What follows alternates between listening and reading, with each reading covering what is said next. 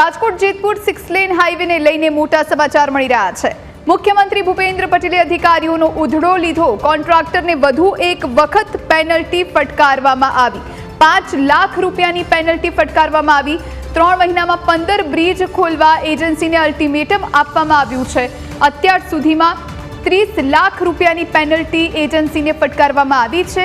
2 વર્ષમાં 67 કિલોમીટરનું કામ કરવાનું હતું। એજન્સીએ 3 વર્ષમાં 22 કિલોમીટરનું જ કામ કર્યું છે। સંવાદદાતા ઋષિ દવે ફોનલાઈન પર જોડાયા છે। ઋષિ, કોન્ટ્રાક્ટરને ફરી એક વખત પેનલ્ટી ફટકારવામાં આવી છે, શું જાણકારી?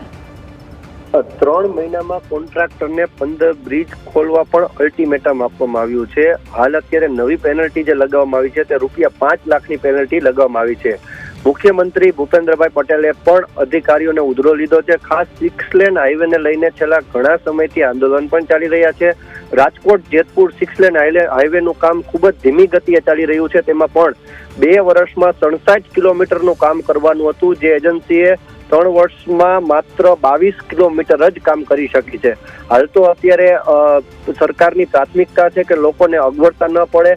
જે રીતે રાજકોટ જેતપુર હાઈવેની વાત કરવામાં આવે તો સાપર વેરાવળ સૌથી મોટી ઇન્ડસ્ટ્રીઝ એરિયા પણ ત્યાં આવેલો છે। હજારો વાહનો। જી ઋષિ, આભાર આપનું તમામ જાણકારી આપવા માટે।